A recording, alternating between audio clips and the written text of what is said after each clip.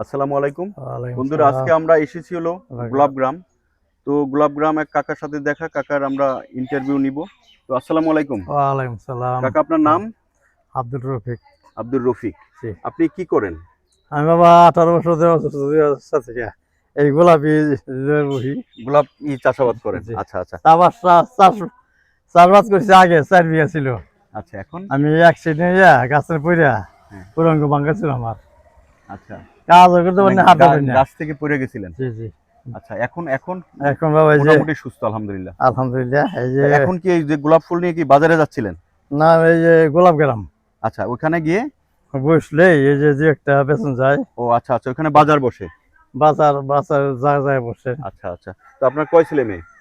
2 মেয়ে 1 ছেলে। ছেলেটা দিছে আল্লাহ, আমার অসুস্থ পরে আল্লাহ। কি হয়েছে ছেলের? না আমার ছেলেটা আল্লাহ পরে দিছে, আমার অসুস্থ পরে ও দিছে। আচ্ছা আচ্ছা আচ্ছা, জি। যাক মাশাআল্লাহ মাশাআল্লাহ, দোয়া করি আল্লাহ আলহামদুলিল্লাহ। আপনাকে ভালো রাখুক। এখানে কয়টা কালারের গোলাপ ফুল আছে? 3 কালার। 3 কালার। না এটি কি সব আমাদের দেশি জাত না? না আমাদের দেশি। সবই আমাদের দেশি জাত না? এই বিদেশে আছে এই যে হলুদ চায়নাটি। হলুদটা হলো, ওটা হলো চায়নার। আচ্ছা আচ্ছা। তো এখানে আমাদের দেশি জাত এবং চায়নার কিছু জাত আছে। তো দেখেন সবই বিদেশি। হ্যাঁ। আমার দেশি করছে নবরবাগের এক মানুষে।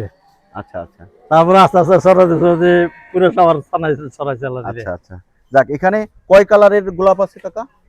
একটা, 3-4 কালার আছে। 5টা, প্রায় 4-5 কালারের গোলাপ আছে। তো কাকা এগুলো নিয়ে যে গোলাপগঞ্জ, যেখানে গোলাপগ্রামে ওখানে বাজার বসে, আমরাও যাব ইনশাল্লাহ, আমরা যাব দেখব। তো সেখানে নিয়ে কাকা এগুলো বিক্রি করবেন। তো ঠিক আছে কাকা, ভালো থাকবেন। দোয়া করি আল্লাহ আপনাকে সুস্থ করুন, ভালো রাখুন। হ্যাঁ, আসসালামু আলাইকুম। সালাম।